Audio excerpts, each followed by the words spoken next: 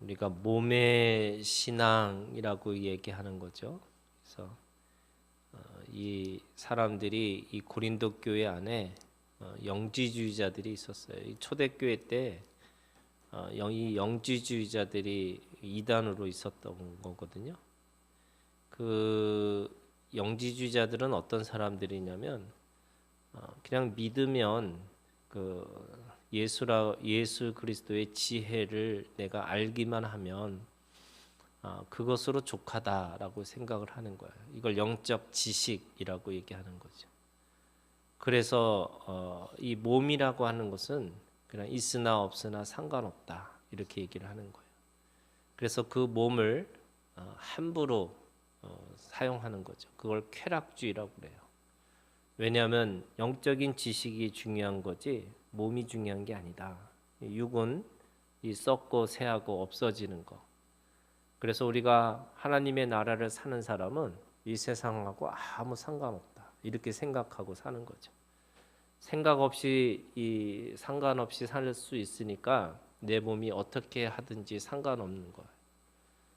또 거꾸로 아예 몸을 그래서 내 몸이 이 절제를 하고 금욕을 해가지고 아예 자기 몸을 괴롭히고 살아가는 거예요. 이걸 고행주의, 금욕주의라고 그래요. 자신의 몸은 아무것도 아니기 때문에 자기 몸을 아주 혹사를 시키고 자기 몸을 마음대로 해도 된다 이렇게 생각하는 거예요. 그게 초대교회에 있었던 이단들이었어요. 근데 오늘 사도 바울은 뭐라고 그러냐면 이 몸이라는 거, 육이라고 하는 것은 썩고 쇠하고 없어지지만 너희 몸이라고 하는 이 육과 몸은 달라요. 이 육은 그냥 고기 덩어리처럼 보이는 거지만 몸이라고 하는 것은 유기적인 관계를 가지고 있는 거예요. 그래서 그 몸이라고 하는 것을 어떻게 하느냐? 오늘 이 12절부터 13절에 뭐라고 얘기하냐면 너에게 하나님께서 이 몸을 마음대로 사용할 수 있는 또는 너가 가지고 있는 진리를 알지니 진리가 너희를 자유케 하신다라고 하는 것처럼 너에게 자유를 주셨지만 그 자유에는 책임이 있다는 거예요. 그 자유의 속에 있는 책임을 가지고 그 책임과 의무를 가지고 살아라 이렇게 얘기하는 겁니다. 그래서 믿은 거예요. 그러면 몸으로 책임 있게 살으라는 거예요. 내가 영적인 어떤 대단한 지식을 깨달았어요. 그러면 몸으로 그것을 이루고 살아라 이렇게 말씀하고 있는 거죠. 그런 의미에서 우리가 가지고 있는 이 자유에는 반드시 책임이 있다라고 얘기하는 거고 그 책임은 몸으로 보여주는 것이 진짜라고 얘기하는 거죠. 아무리 대단한 이 깨달음을 가지고 있다 할지라도 몸으로 살지 않는 것 그거 가짜라고 얘기합니다. 그래서 14절부터 이 17절까지 뭐라고 말씀하시냐면 너의 몸이 하나님의 것이라는 거예요. 그 몸이 하나님과 합해지면 하나님과 한 몸으로 살아낼 수 있는 사람이 된다 이렇게 얘기합니다. 여기서 이게 하나님의 것이라고 얘기하잖아요. 이 하나님의 것이라는 게 뭐냐면 이 것이 그냥 물건이 아니고요. 하나님 앞에 가장 귀한 존재라고 얘기하는 거예요. 그래서 오늘 우리가 하나님 앞에 내 몸이 하나님과 합해졌다는 말은 무슨 말이냐면 내가 하나님과 한 몸으로 살아낼 수 있는 능력이 있다라고 얘기하는 거예요. 그래서 몸이 성전이라고 하는 말은 그 몸의 성전이 주님이 내 안에 계시면서 이 썩고 새하고 없어질 수밖에 없는 이 몸이 하나님께서 우리에게 사랑으로 실제를 보여주시는 그 사랑의 실제가 되었다라고 이야기하는 겁니다. 그래서 그 몸에 14절에 이렇게 얘기하고 있어요. 하나님이 주를 다시 살리셨고 또한 그의 권능으로 우리를 다시 살리시리라. 주님이 살리신 것처럼 오늘도 우리를 살리시니까 너의 몸이 그리스도의 지체인 줄을 알지 못하느냐. 우리의 몸이 그냥 한 몸이 아니라 하나님의 몸에 그리스도의 한 몸의 한 부분이라고 얘기하는 거죠. 그래서 하나님의 소유라고 얘기하는 거예요. 내가 내 것이 아니고 내 몸이 하나님의 소유가 되었다. 그래서 쾌락으로 가도 안 되고 내 몸을 괴롭히는 고행으로 가도 안 되고 그 몸이 하나님의 거룩한 성전으로 경건함으로 가라 이렇게 얘기하시는 거죠. 그 경건함이라는 것이 18절부터 20절까지 얘기하고 있는 거예요.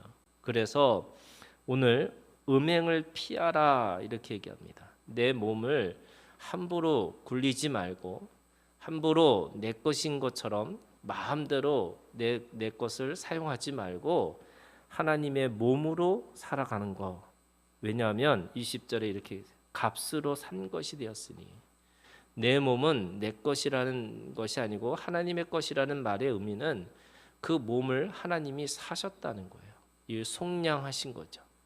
그래서 그 속량하신 그 몸이기 때문에 너희 몸으로 하나님께 영광을 돌리라 이렇게 얘기합니다. 그래서 우리의 몸이 하나님 앞에